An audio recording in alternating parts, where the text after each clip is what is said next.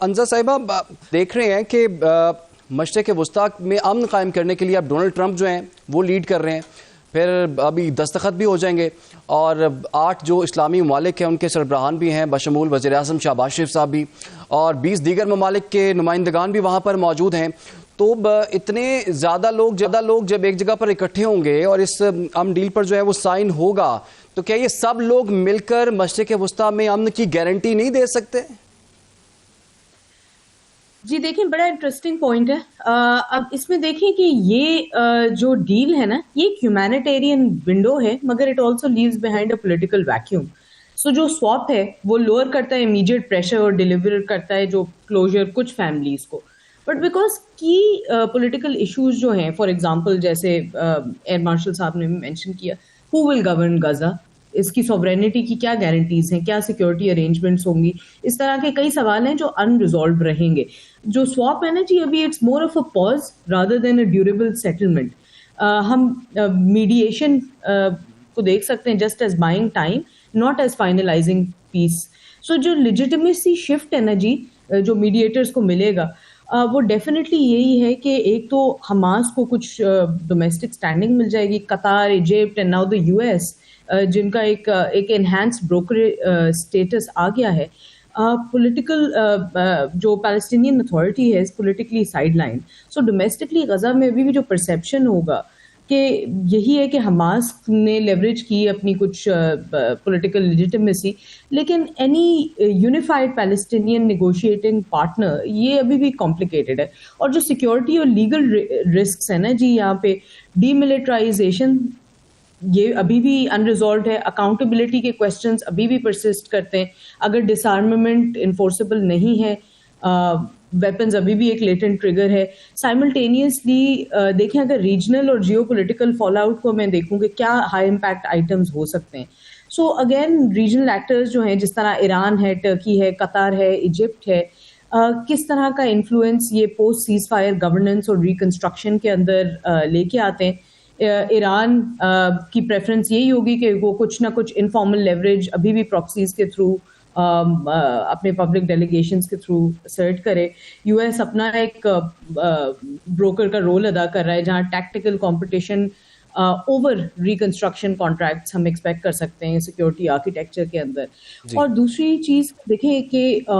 Domestic politics جو ہے نا اسرائیل کے اندر، اب نیتن یاہو کی جو انسرٹن پارٹیسپیشن ہے اور ڈومیسٹک اینگر مینس کے ڈیلیز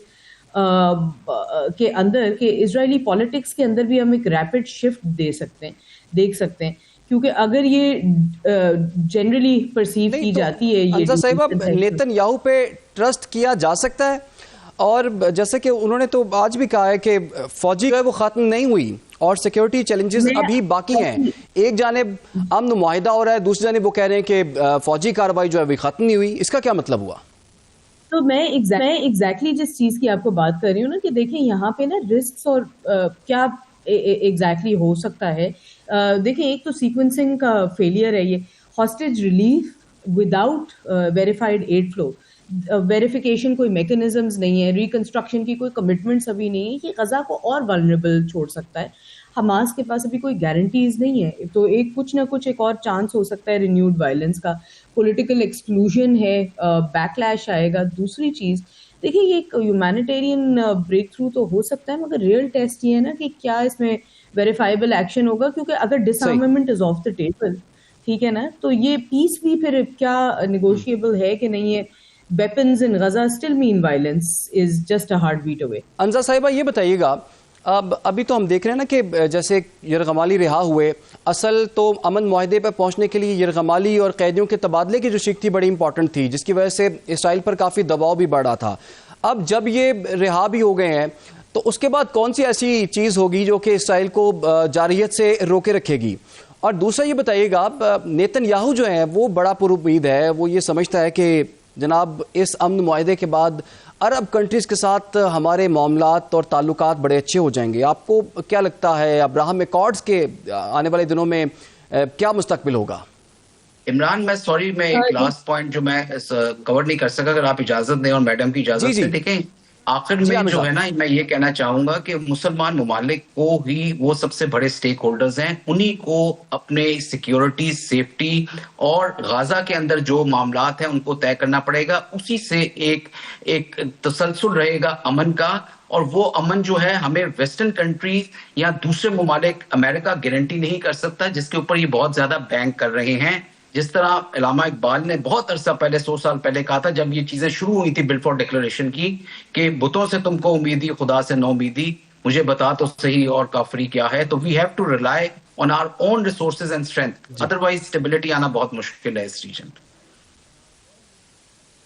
ٹھیک ہو گیا. جی حمزہ صاحبہ بتائیے گا کہ اس امن معاہدے کے بعد عرب کنٹریز کے ساتھ اسرائیل کے تعلقات آپ کیا دیکھ رہی ہیں؟ ابراہم ایکارڈز کے حوالے سے بتائیے گا اس میں کتنی گنجائش ہے، اور آنے والے دنوں میں اب لگتا ہے کہ اس امن معاہدے کے بعد کچھ اور مزید عرب کنٹریز اسرائیل کو تسلیم کر سکتے ہیں؟ دیکھیں اس سے پہلے کہ ہم آپ کے اس سوال پہ آئیں، میں آپ کا پریویس سوال اس کو کیپچر کرنے کی کوشش کرتی ہوں کہ دیکھیں ابھی جو سٹانس ہونا چاہیے نا، آپ نے کہا کہ what happens next after the prisoner release, تو ان این آئیڈیل سیناریو ہمیں بینگ پاکستان ایز ویل اور جتنے بھی اور اسلامک کنٹریز کے ورلڈ لیڈرز موجود ہیں، جس طرح پش کرنا چاہیے وہ ڈیفینیٹلی ہیومینیٹیرین پروگرس تو ہوتی رہے، لیکن کسی بھی قسم کی پری میچور ریکگنیشن اس آؤٹ کم کی ہمیں نہیں دینی چاہیے. سیز فائر از ویلکم، لیکن اس کو ڈیفینیٹلی اس چیز کے اندر انگیج کرنا چاہیے کہ جو آپ کے OIC اور عرب پلس کنٹریز کے پلیٹ فارمز ہیں، ایک جوائنٹ ریزولوشن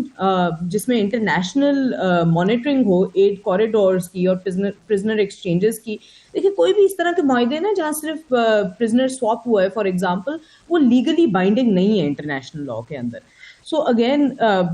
تھیٹرکس کے لیے، آپٹکس کے لیے بات اچھی ہوگی، ایک ون ثابت ہوتی ہے، لیکن at the end of the day اس چیز کو سولیڈیفائی کرنے کے لیے اور ایون پاکستان کا وہاں ہونا اور اس چیز پہ پریشر بلڈ اپ ہونا چاہیے کہ فار ایگزامپل کچھ اور انڈیپینڈنٹ لیگل اوورسائٹ آئے، جس طرح کے UN یا جنیوا ٹریک سے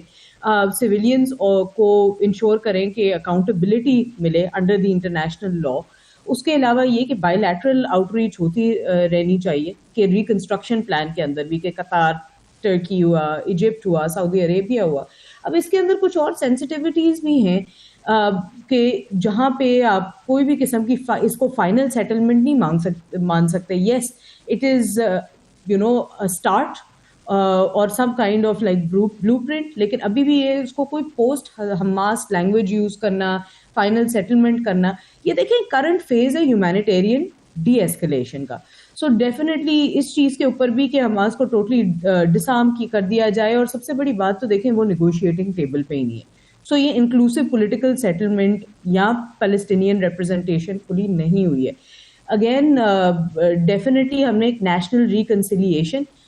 کا پلان بھی لے کے آنا پڑے گا، اور پاکستان کا ڈیفینیٹلی ایک پرنسپلڈ ہیومینیٹیرین ایڈوکیٹ ہونے کے تحت ایک لیگل کانشنس بھی ہے دا UN، اور یہ ایک برج بن سکتا ہے between the Muslim block and other factions. اور جہاں تک مسئلہ اسرائیل کو تسلیم کرنے کا ہے، دیکھیں at the end of the day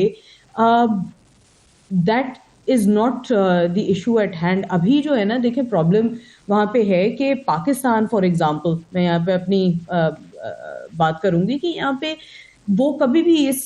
حق میں آئی ڈونٹ تھنک کہ ابراہیم اکارڈز کو رینسٹیٹ کرنے کے حق میں یا کیا کہ اسرائیل کو تسلیم ہم کرنے. نو آئی تھنک ہمیشہ مسئلہ جو پاکستان نے بار بار کہا ہے کہ پیلسٹینین اسٹیٹ ریکگنائز کیا جائے. یہاں پہ اتنی زیادہ آئی تھنک نیریٹو کی جو جنگ ہے نا، وہ بار بار اس چیز کو ڈرائیو کیا جا رہا ہے کہ کیا اسرائیل تسلیم ہوگا یا نہیں، رادر دین ٹاکنگ اباؤٹ کہ کیا کور ایشوز ہیں، کس لیگیلٹی کے تحت ہم پیلسٹینین اتھارٹی کو ریکگنائز کریں گے، پیلسٹینین اسٹیٹ ہوڈ کو ریکگنائز کریں گے، وہاں کیا فریم ورکس ہوں گے، کون سی گورنمنٹ آئے گی اگر انٹرم گورنمنٹ آتی ہے. سو آئی تھنک یہ تھوڑا سا ان چیزوں پہ کیریڈ اوے ہونے سے پہلے ہم پہلے ایک اسٹرکچر دے دیں اور پھر ایک ویریفائبل ٹائم لائنز رکھیں